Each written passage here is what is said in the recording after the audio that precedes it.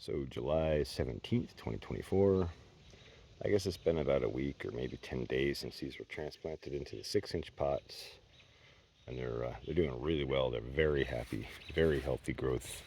Even this one that had that this one little leaf starting to show is taking off, and some of the bigger ones here are really starting to take off. And I don't see any roots popping out yet, but we're not too far away. So it makes me glad we have working machinery again. I still haven't figured out where I'm sticking these exactly, but I guess I better get. While we're here, we'll do another checkup on the elderberries that I took cuts of a month and a half ago. They've been sitting over there under this oak tree in shade, and last night I saw how much leaf growth and vigor they were starting to show, so I brought them out here. This spot doesn't get a whole lot of sun, but it gets dappled sunlight throughout the day, which will help them kind of adjust and take off. And we're not too far from being able to plant these out too. That's pretty exciting. Elderberries are awesome. Just take a quick checkup on the other potted plants here. The peppers are taking off pretty good. Looking kind of droopy though. I definitely need to get more calcium on them and give them a little better nutritional care. The turmeric is rocking, the beets are rocking, the amaryllis is doing its thing, potatoes are doing okay, beans are doing okay. I think this soil probably has way too much nitrogen or potassium or something, because they're definitely kind of stretchy and leggy. The rosemary is cranking. I made a steak last night, got a bunch of fresh rosemary off the end here. This new growth that comes out is nice soft stuff and very fragrant. Very sticky. The turmeric is coming up through the previous fig planters, doing well. The Meyer lemon is doing well. New growth coming on. Very happy. I've been giving it a lot more water. Giving all these plants a lot more water. Paying more attention to it. And then the lemon verbena is doing well. And our new propagation from that is doing really well. So I'm about ready to cut those clean, and basically we'll have new lemon verbena plants. I want to get those out in the farm and see how big we can get some shrubs. I know it's late in the season, but this stuff makes an amazing tea, and I actually had a cup last night. It's just such delicious stuff.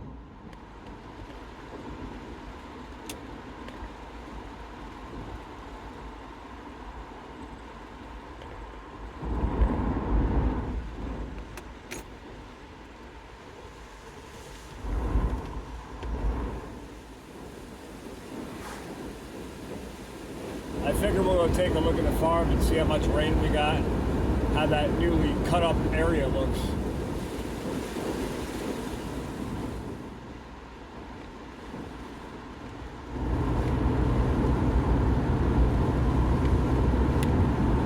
Trying to beat that next line of thunder and rain.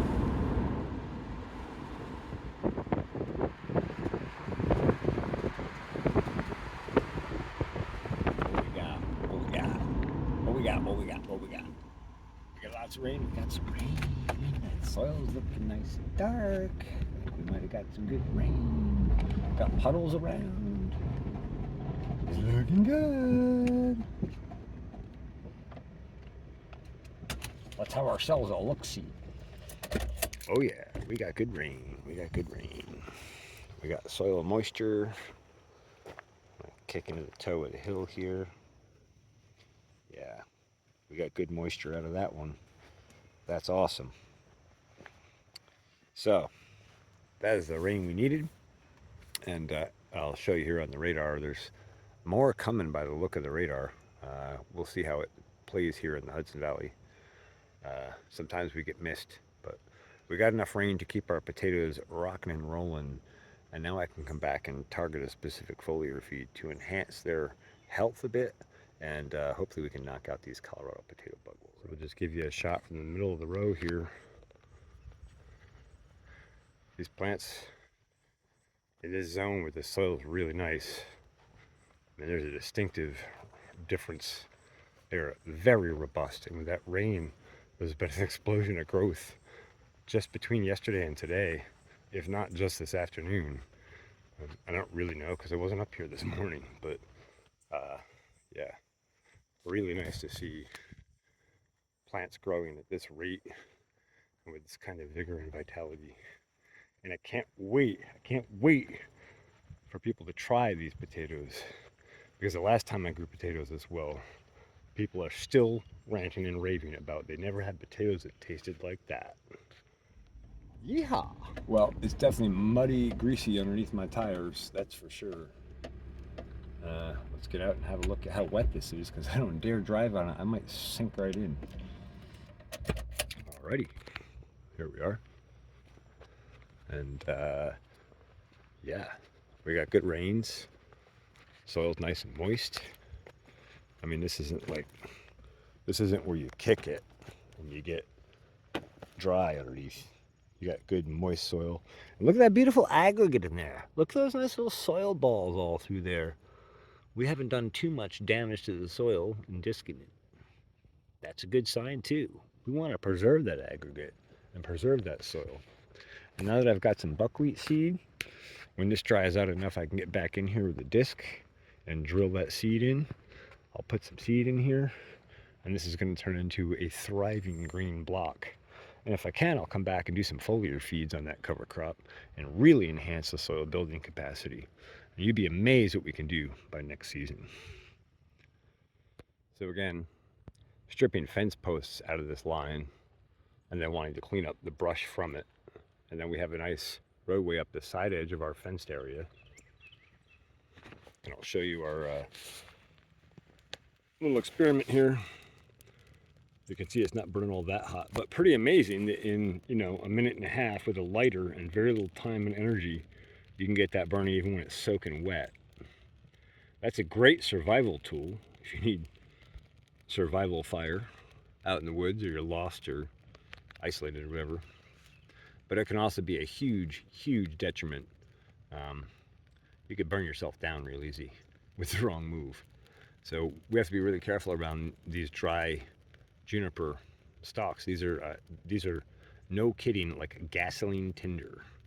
And again, this has been soaked with an inch of rain.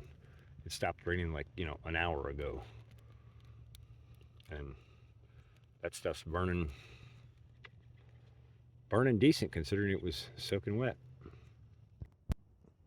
They're talking about burning that pile.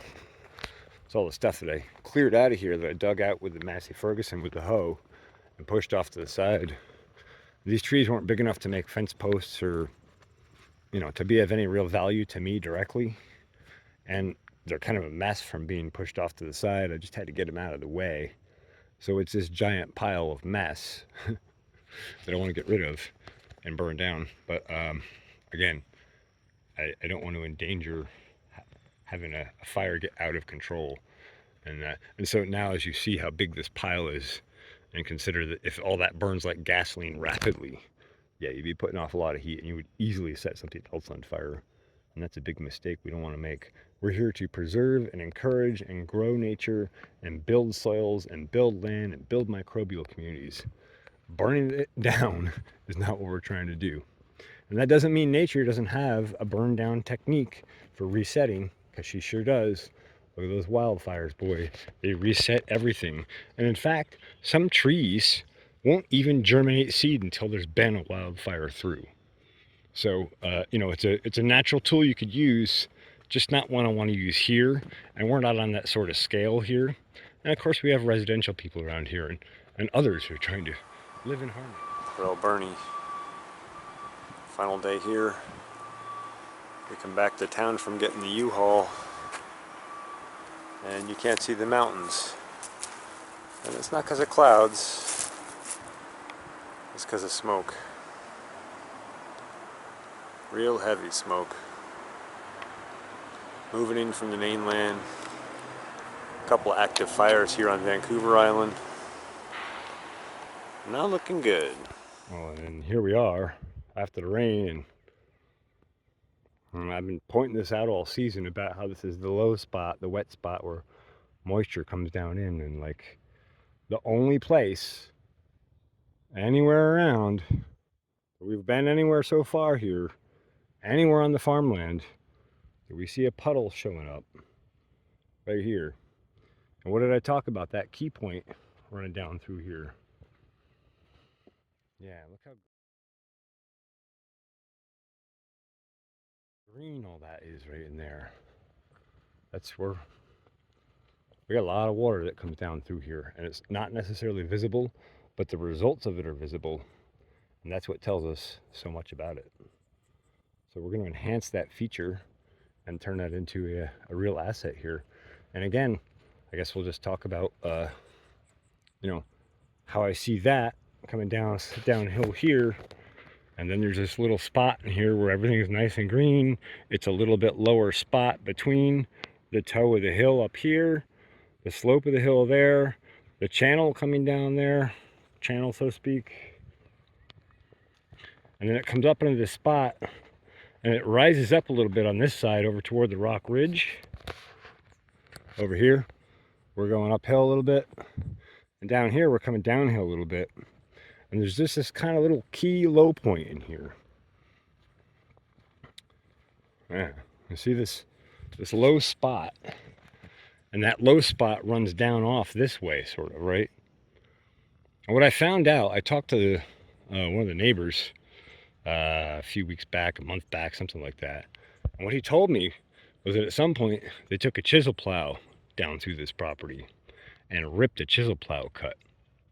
Well, if you don't know what chisel plow is, that's a super duper permaculture tool. Although I feel like it wasn't used quite right here. So I guess for the rest of this talk, I'll try and pull up some topographic examples of what I'm talking about. But basically, if you want to capture water in the terrain, you don't run down the terrain and carry down the slope and make the water run out faster. Instead, you take your chisel plow cuts, your trench cuts, your swales, whatever you're using to capture your water, and you cut up out into the slope.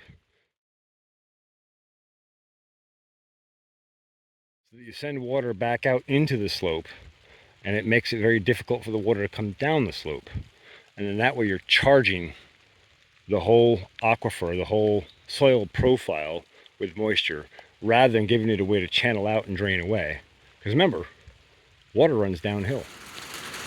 I really do miss the sound of a tin roof. A lot of excellent childhood memories. Sitting in the barn, listening to the rain fall. Very peaceful.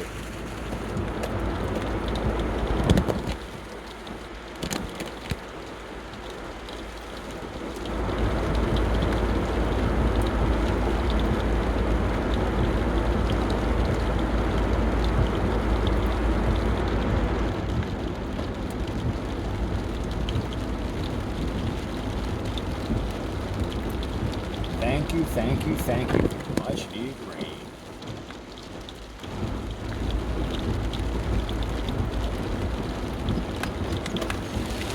Yeah, that's good soaking rain. That'll make sure everything gets plenty of moisture. Sorry folks, no sunset tonight. Remember, keep your friends close, farmers closer.